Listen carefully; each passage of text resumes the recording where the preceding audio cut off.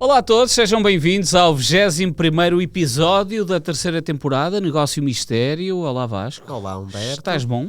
Estou bom e preparado para continuarmos na senda das dos guarda-redes. Por acaso não trouxemos as luvas do Ochoa que temos por aí, mas devíamos ter trazido para estes dois programas. Não é que iremos falar de Guilherme Ochoa, mas vamos falar de um também... Podia ser. Mas vamos falar de um também mundialista, e atenção, que foi só um mundial... Mas tem aqui foi marcante, muito marcante, e vamos viajar nessa história. Tomislav Ivkovic, ou se dissesse José Nicolau de Melo da RTP, Ivkovic. Ivkovic, é isso. Chegou ao Sporting na temporada 89-90, sem o poder mediático que ganhou posteriormente. Sim, mas era um nome para o qual o Sporting pagou, sabes quanto, Vasco? Quanto? Eu não faço ideia. Na altura, 450 mil euros. Ou melhor, na altura, 83 milhões de escudos. Foi quanto o Sporting pagou por este jogador. Tinha uma cláusula de rescisão de 1 milhão de marcos. Lembras-te? Lembro. Moeda que era usada na Alemanha. Porque ele pertencia a uma equipa que tinha nome de... nós no perfil do 00, o nome desta equipa agora está Wiener. Mas era conhecida como a equipa dos diamantes, se quiseres. Dos diamantes? Não sabes o nome do Wiener anterior? Não era o Admira Vacar, não. Era o Swarovski Tirol. Eu lembro desse Swarovski Tirol, é verdade. É verdade. Por isso é que ele era caro. É verdade. Mas justificou. E era também um diamante, Ivkovic. É engraçado que, agora ao fazermos estes programas, nota-se como há aqui uma tendência para Portugal importar alguns guarda-redes curioso. famosos, não é? Já falamos de vários e ainda há pouco também falaste do Ochoa, que ainda não participou aqui, mas é um nome que claramente entra neste programa. Mas já falamos do Rufai, do Casilhas, do Perradome, agora Ivkovic, e há vários outros nomes. É curioso, muito engraçado. Assim, como é que Portugal acaba por importar tantos guarda-redes, até tendo bons guarda-redes. É isso.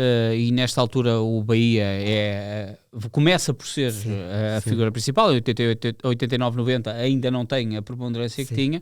Já está a fazer o caminho, sim. Mas para trás já há Vítor Damas e o Ivkovic ganha muito desse peso também. É isso.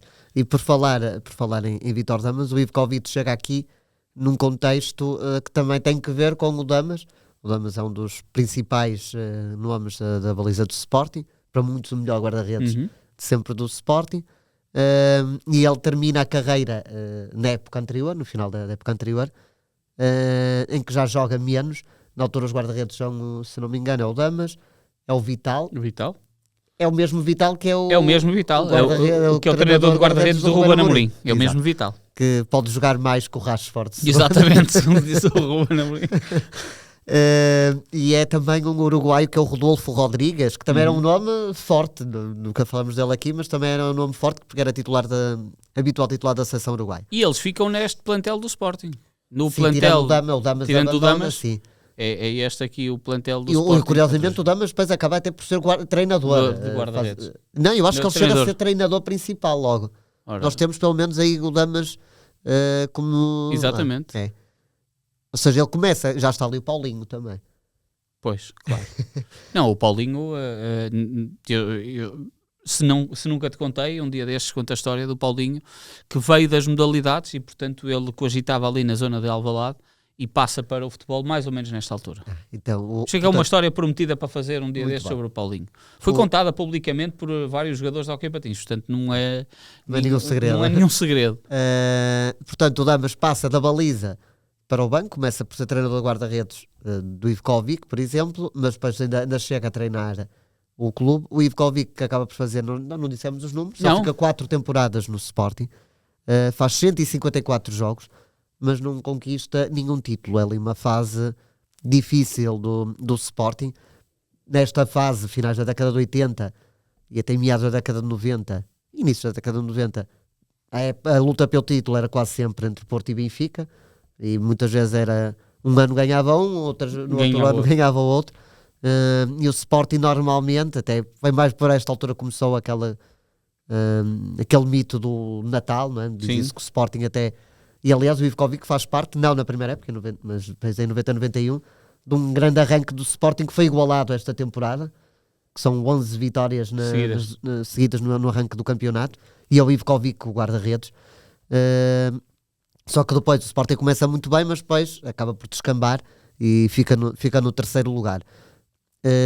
E o Ivkovic ainda faz parte também dessa equipa, que é nessa mesma temporada, 90-91, em que chega às meias finais da Taça UEFA. Não é 89-90? Eu diria... Eu acho que é 89-90. Eu acho que é 89-90, eles são eliminados pelo Nápoles do Maradona. Certo. E depois é na época a seguir, faz duas performances seguidas, exatamente. É isso. E ela em 89-90 o Sporting é eliminado pelo Nápoles, e em 90-91 chega às meias finais da Taça UEFA, eliminado pelo Inter de Milão, já com o Marinho Pérez como treinador. Aqui temos a eliminatória. E aí que começa o mito do Tomislav Ivkovic, é logo na sua primeira época no Sporting, porque acaba por ser uma época emblemática para o guarda-redes, que nós temos como croata, mas na altura era jugoslavo. Sim, e este percurso que estávamos a fazer referência é o percurso Ora bem, deixa-me só aqui dar sinal ao Gonçalo para viajarmos só aqui pelo Ivkovic, e daqui a pouco vamos chegar a esses dois jogos que também estávamos a fazer referência, mas o que tu estavas a fazer referência é com um duelo mesmo que se tornou mundialmente conhecido. O Ivkovic diz que invariavelmente ligam-lhe só pelo contar esta história. O que é sempre muito curto. Parece que a carreira do Ivkovic se reduziu a 2 jogos. Nós já tivemos aqui no 0-0 o Bruno Val dizer a mesma coisa, que para o início de agosto a gente lhe liga para falar sobre o jogo de estreia do Ronaldo pela seleção. Exato, que é também o único jogo do Bruno Val pela seleção. Portanto, aqui o Ivkovic vive deste problema que aconteceu nessa meia-final Nápoles-Sporting. Meia-final não, primeira eliminatória, exato. E meia-final é na época seguinte, em que ele no meio de um duelo de bater grandes penalidades para decidir quem é que seguia em frente, fez uma aposta com o Maradona a dizer: eu defendo um penalti teu, e o Maradona disse que não, e vamos apostar $100. Só que o Maradona teve que lhe pagar, mas chegou a pagar? Pagou no balneário. E deu-lhe a camisola. Foi um homem muito sério, Maradona. Muito sério, um homem de palavra. Pagou-lhe, e o Ivkovic diz que guarda esses $100 no livro de recordações e nas suas coisas de recordações. Nunca gastou esse dinheiro. Tem lá esse... Receberes o dinheiro do Maradona, e ainda por cima, nesta altura do campeonato, não é? O Maradona se não era o melhor do mundo, era um dos melhores e era um mito mesmo. Acredito que ele ao receber aquele dinheiro, eu tenho pensado, nunca na vida vou gastar isto. O interessante é que essa eliminatória não tem nenhum gol, fica 0-0 em Alvalade, fica 0-0 no São Paulo. E apesar do Ivkovic defender o penalti do Maradona, o Sporting é eliminado, o Nápoles é que segue em frente. E isso volta a acontecer no Mundial. Depois. Este primeiro episódio, a segunda mão é em São Paulo, em Nápoles, e depois, meses depois, no Mundial, em que a Jugoslávia joga contra a Argentina, nos quartos de final, há também penaltis, desta vez em Florença. E também fica 0-0 esse jogo. Esse Mundial resta também. Exato, a probabilidade de haver 0-0 era grande. É verdadeiramente o Catenaccio em Itália. O jogo foi em Florença e o Ivkovic deve ter dito ao Maradona: lembras-te de mim? E defendeu-lhe um penalti. Defendeu outra vez o penalti. 2 penaltis ao Maradona. É incrível. Deve haver poucos. Faz isso. Nós não temos essa estatística, mas deve haver, se é que algum guarda-redes tenha defendido 2 penaltis do Maradona. Este é o jogo que estamos em pleno campeonato do mundo, ou seja, este é o jogo ao olho de todo o mundo. Olha, não olhes para lá, tu consegues dizer o 11 do Sporting? Não, nessa altura não. Nessa altura não. Nada? Nenhum? Alguns. Diz lá, estamos a 89-90, Nápoles Sporting, jogo fica 0-0, o Nápoles ganha por 4-3 nas grandes penalidades. 89-90. O Nápoles é treinado por Alberto Bigone. O Sporting deve ter aí o Luizinho, não? Tem. O Oceano. Tem. O Carlos Xavier. Não. O Carlos Xavier não jogou.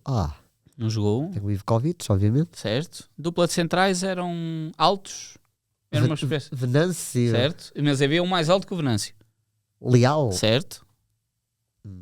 Pronto. Agora. Eu já disse Luizinho, Venâncio, Leal, o Ivkovic. Só te falta um para a defesa. Sim. Que é um lateral direito. Lateral direito. Lateral direito não. Brasileiro. Sporting. Não. Brasileiro. Valtinho. Não, Nunca chegavas lá. não. O avançado a dupla de avançados é muito conhecida. É muito conhecida a dupla de avançados. Eu tenho. Portanto, o Fernando Gomes joga no Certo. Sporting nessa altura. Fernando e o Gomes. outro será o Paulinho Cascavel. Não. Cadete. O Paulinho Cascavel entrou para os penaltis, aos ah. 119 minutos. Mas então não é o cadete? Não, o Marlon Brandão. É Marlon Brandão. Pois eu lembro mais do Marlon Brandão no Boa Vista. do que propriamente no Sport. Depois no meio campo, não sei se será que tem. Douglas, Carlos Manuel e Lima. Carlos Manuel ainda jogava. Muito bem. Portanto, E ainda tem ali um moçambicano, Aliaça. aliação. Engraçado que esta equipa do Nápoles é de facto estrondosa. Luca Fusi, Ciro Ferrara, Máximo Cripa, temos o alemão, o Careca, o Carnevale. E tinha o jogador que era natural da terra, que era o Fernando de onde? Exato, De Nápoles. Para facilitar. Para facilitar os nomes. Mas depois, no Campeonato do Mundo, a Jugoslávia era também fortíssima nessa altura e sonhava até ser campeã do mundo. O jogo Argentina-Jugoslávia é também muito equilibrado. Não é o último campeonato do mundo da Jugoslávia, porque depois aparece Exato, novamente em 2098, exatamente. Mas Mas é o que antecede a guerra. Esta é a grande Jugoslávia. É isso. Era uma Jugoslávia que depois, para o Euro 92, ainda seria melhor. Certo. Mas é uma Jugoslávia que aproveita os campeões do mundo de sub-20 de 87, se não me engano. E tinha grandes jogadores, tinha Boban, tinha Savicevic, esta é a ficha de jogo. Tinha Yarni, aqui está o tinha o Savicevic, Stojkovic, o atual selecionador. Sim. Prozinecki, era uma equipa maravilhosa que nos anos seguintes ainda seria mais forte. De resto, a Jugoslávia, que não vai ao Euro 92 por causa da guerra. Basta pensarmos na maior parte dos jogadores que a Croácia depois leva ao Euro 96. É isso mesmo. Boban, Sukers, Yarni, Prozinecki, isso tudo. E com todos os outros, havia ali o Darko Pancev, que depois jogou pela Macedónia. Mas a Jugoslávia acaba por ser eliminada pela Argentina. Teve a jogar com menos um jogador desde a meia hora.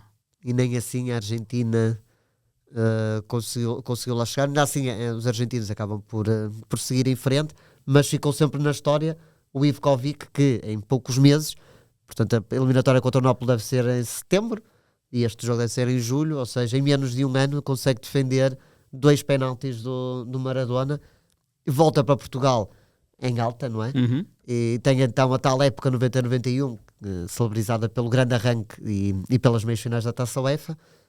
Ainda fica mais 2 temporadas, em 91-92. É um guarda-redes com muita expressão no Sporting. Sim, sem dúvida. Muita expressão mesmo. Sem dúvida. Que é um guarda-redes muito forte. Ele chega ao Sporting já com 31 anos. Mas depois tem uma carreira longa em Portugal. Muito longa, assim. Ele joga no Vitória de Setúbal, Estrela da Amadora, no Estoril, no Belenenses. Sim. Percorreu ali os clubes. Eu acho que ele deve ter morado em Cascais. Pois, é o mais provável. Depois o Lemaites, o Ivkovic. O Lemaites também foi guarda-redes do Sporting. O Ivkovic ainda apanha ali o Bobby Robson como treinador em 92-93. Depois o Sporting contrata 2 guarda-redes ao Boa Vista. Lemaites e Costinha. Exatamente, o Lemaites e o Costinha. Jogava um ou jogava outro. Pois é verdade. Eu tenho a ideia que começa o Lemaites, mas depois o Costinha começa a ganhar. E depois o Costinha sai a seguir ao desastre aqui completamente entre aspas, Salzburgo. Sai da equipa a seguir à eliminatória diante do Casino de Salzburgo. Que também ditou a saída do Bobby Robson. E aí, portanto, são contratados o Lemaites e o Costinha. Sabias que reza a lenda que Bobby Robson foi despedido no avião? Sim. É mesmo o grande mito que se conta. Depois eu não sei se não será mito ou será mesmo verdade. Depois de... Sousa Sintra era menino para isso. Mas foi depois de grande parte da viagem Sousa Sintra ser influenciado por 2 personalidades que nada tinham a ver com o Sporting. Não vou dizer aqui quem são, mas foi depois de grande parte da viagem Sousa Sintra ter ouvido nas orelhas: tem que despedir este homem, impossível. Eu só me lembro que o Robson é despedido, se não me engano até o primeiro despedimento da carreira de Bobby Robson, eu tenho a ideia dele falar nisso, que nunca tinha vivido uma coisa dessas na vida. O Sporting está em primeiro lugar no campeonato. É verdade? Não sei se em igualdade pontual com o Benfica, mas está em primeiro. E essa decisão acaba por marcar toda a vida até do Sporting sim. Porque há depois um jantar de despedida do Bobby Robson e o Sherbakov tem um acidente e fica tetraplégico. Paraplégico. Exato. Ou seja, mas nessa temporada o Ivkovic já não está no Sporting, ele primeiro vai para o Estoril, mas fica lá há pouco tempo, vai para o Vitória de Setúbal. Deve ser por causa do Raul Águas, que era na altura treinador de Vitória e já o tinha treinado no Sporting. Depois ele passa pelo Belenenses, está há 2 anos, faz uma grande época, ou melhor, eu não me lembro bem da época dele, mas lembro da época do Belenenses. No Belenenses tinha o Fernando Mendes, o Lula, o Giovanella, o Taira, o Tulipa, o Neves. O Emerson também? O Emerson já está no Porto. Mas é uma equipa que tem, principalmente ali muitos portugueses, o Catanha, que chegou a jogar pela seleção espanhola, é um Belenenses muito bom. O Ivkovic está lá. Depois o Ivkovic ainda vai para a Espanha, jogando no Salamanca. O João Alves, onde está o Taira também, o Taira, o Rogério, Paulo Torres, César Brito, eu lembro perfeitamente que na altura era em Portugal só se falava de Salamanca. Sim, era o clube dos portugueses. Era. E o Ivkovic ajuda o Salamanca a subir a divisão, depois já não está aí na primeira divisão, porque volta a Portugal e termina a carreira no Estrela Amadora do Fernando Santos, e é aí que ele termina a carreira. Ou seja, ele chega a Portugal em 89 e termina a carreira em 98. Com 37 anos. São quase 10 anos, em que só 1 ano é que saiu de Portugal para jogar em Espanha, ainda por cima num clube, numa cidade muito perto mesmo aqui. E continua a falar brilhantemente português, o Ivkovic, ficou com muitas raízes. Ele chegou a estar numa equipa técnica do Mirko Josic, no Sporting. Esteve. Aliás, eu estou-me a recordar agora que em 98, 99, ou seja, a primeira época em que ele já não é jogador, até aqui há pouco nós estávamos a falar por causa talvez de Ruben Amorim, João Pereira e era por causa da estreia do Rui Borges no Sporting, que seria contra o Benfica. Ou seja, estava-se a ver o primeiro jogo de um treinador do Sporting contra o Benfica. E falou-se o Ivkovic, porque na última jornada, 98-99, o Josic devia estar castigado, digo eu, porque acho que não despediram o Josic antes da última jornada, isso não faz muito sentido. E há imagens, nós até tivemos a ver vídeos, em que está o Ivkovic como treinador do Sporting nesse jogo. É verdade, ele faz parte, ou seja, ele acaba a carreira e começa logo como treinador de guarda-redes no Sporting. Então, estamos a falar de um guarda-redes que fez escola, é um guarda-redes que palmilhou muito da escola dos Balcãs. Grande parte dos guarda-redes que surgiram a partir dali tinham o Ivkovic como a sua inspiração. Estamos a falar de um guarda-redes que participou e foi medalha de bronze nos Jogos Olímpicos de 84 em Los Angeles. Tinha participado nos Jogos Olímpicos de Moscou em 1980. Ainda por cima, nessa altura, o futebol, principalmente na Europa do Leste, era muito estava muito nos Jogos Olímpicos. Era quase uma demonstração de força através do desporto, e o futebol era muito verdade. Até por causa dos regimes que existiam, políticos instalados nos respectivos países, e a Jugoslávia tinha de facto, não era por nada que muitas das vezes o Estrela Vermelha de Belgrado e a Jugoslávia era conhecida como o Brasil da Europa. E portanto o Ivkovic ganhou muita fama. Eu acho que ele ainda vai ao Euro 84. Vai ao Euro 84. Não é titular, mas acho que ainda faz um jogo, não é? Vai ao Euro 84, faz efetivamente um jogo. E ele não vai ele ainda é titular, já como jogador de Sporting, ainda faz a qualificação para o Euro 92, que a Jugoslávia se qualifica. Mas não vai. Mas a Jugoslávia não vai, senão o Ivkovic também seria o titular dessa seleção jugoslava nesse campeonato da Europa. Era um guarda-redes muito elástico, tinha uma eficiência e uma elegância a defender muito, muito interessante. E pouco depois já não deve ter sido mesmo substituto logo na hora, porque também a Jugoslávia ainda parou ali há algum tempo por causa da guerra, e deve ter havido outro guarda-redes. Vai chamar Ivica Kralj. Pois, o Ivica Kralj, pelo menos foi o guarda-redes da Jugoslávia no Mundial seguinte, que a Jugoslávia foi em 98. Que depois vem para o Futebol Clube do Porto. Jogou em Portugal. Só que teve uma história ligeiramente diferente do Ivkovic. Mas o Kralj é um bom nome para um negócio de mistério. Sem dúvida. Até pelo seu eclipse posterior. Muito obrigado. Obrigado a todos pelos comentários. Obrigado, Vasco, também. Obrigado. Mandem sugestões. Para a semana estamos de regresso. Um abraço.